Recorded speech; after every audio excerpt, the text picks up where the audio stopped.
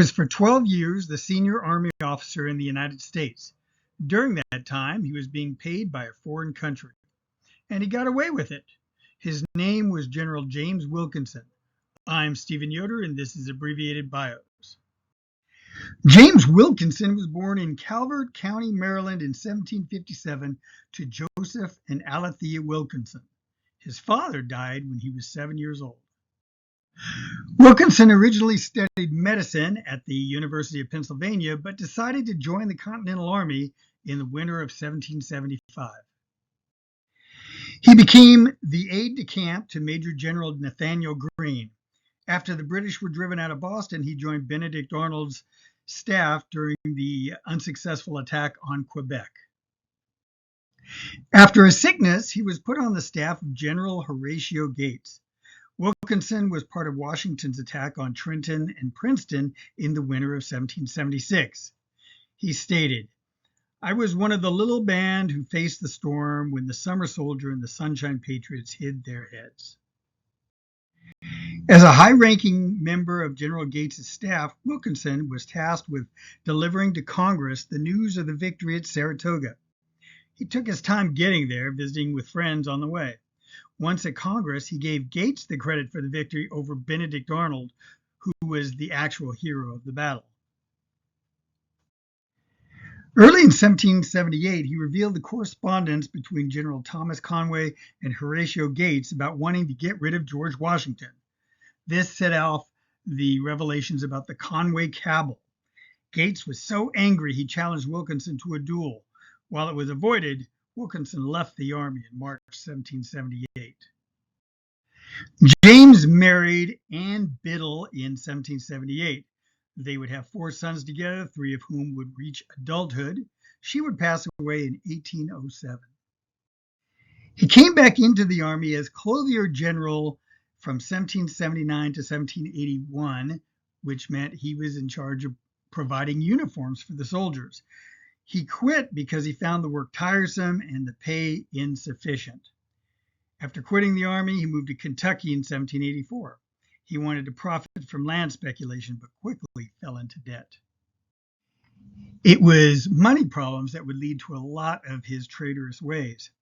That same year, Wilkinson took over leadership of the Kentucky militia from George Rogers Clark, and he became a paid agent of the Spanish Empire.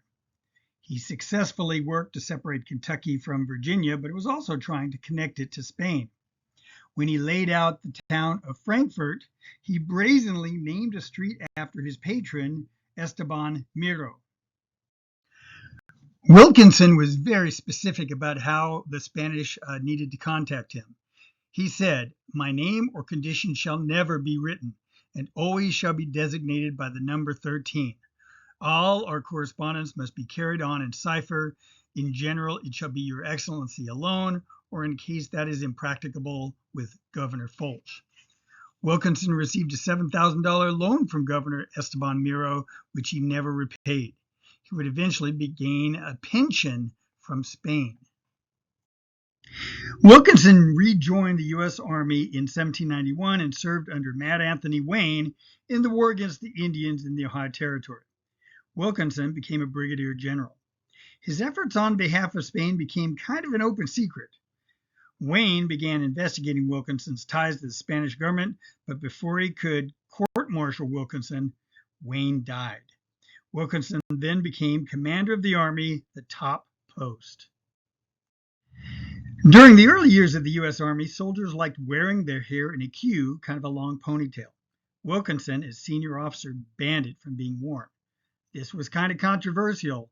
His second in command stated he would never give up his queue and would fight Wilkinson over it.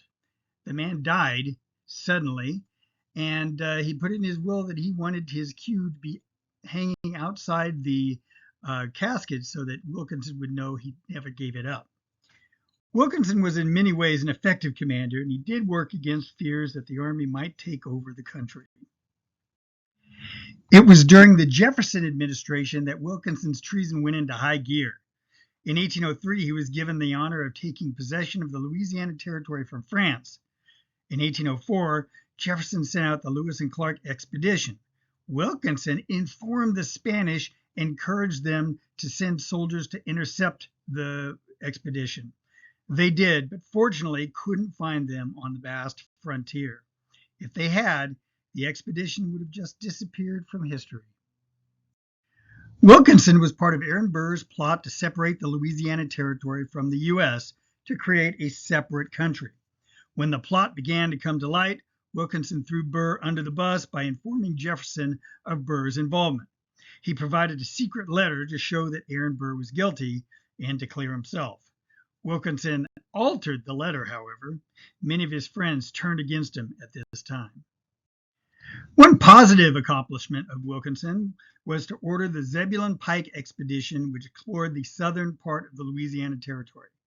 In 1806, Pike and his men were captured by the Spanish, but were escorted back to New Orleans and brought incredible information to the United States. In 1809, his former friend Daniel Clark authored a book called Proofs of the Corruption of General James Wilkinson. A congressional inquiry was called into being, and Wilkinson had to sell much of his Kentucky land to pay for his defense.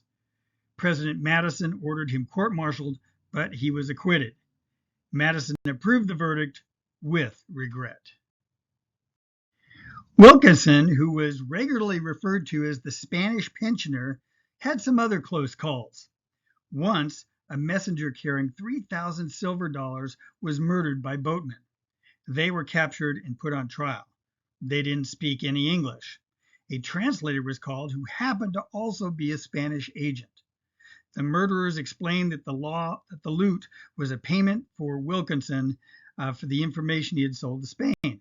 However, the translator, Thomas Power, translated that, they say they're just wicked murderers motivated by greed. They were hanged, and Wilkinson was in the clear. During his time as Louisiana governor, he sent word to the Spanish to build up their border defenses. They did. This prevented the U.S. annexation of Texas for many years. Wilkinson was so unpopular as governor of Louisiana that Jefferson replaced him with Meriwether Lewis when the expedition came back from the Pacific. During the War of 1812, Wilkinson was promoted to Major General, and he saw some action in the Northern Theater. He was part of the Montreal campaign, but his loss at the Battle of Chrysler's Farm ended the campaign. He left the Army for good in 1815. In 1816, Wilkinson published his 3-volume Memoirs of My Own Times to try to clear his name. It was not very successful at that. In 1810, he was remarried to Celestine Laveau Trudeau. They had a daughter and a son and lived on a plantation in New Orleans. In 1821, Wilkinson went to Mexico to get a Texas land grant. He died there and is buried in an unmarked grave at the Church of the Archangel San Miguel. In the early 20th century, historian Isaac Cox found a letter from Don Vicente Foch in the Spanish archives, which identified Wilkinson as Agent 13, proving he was a Spanish spy.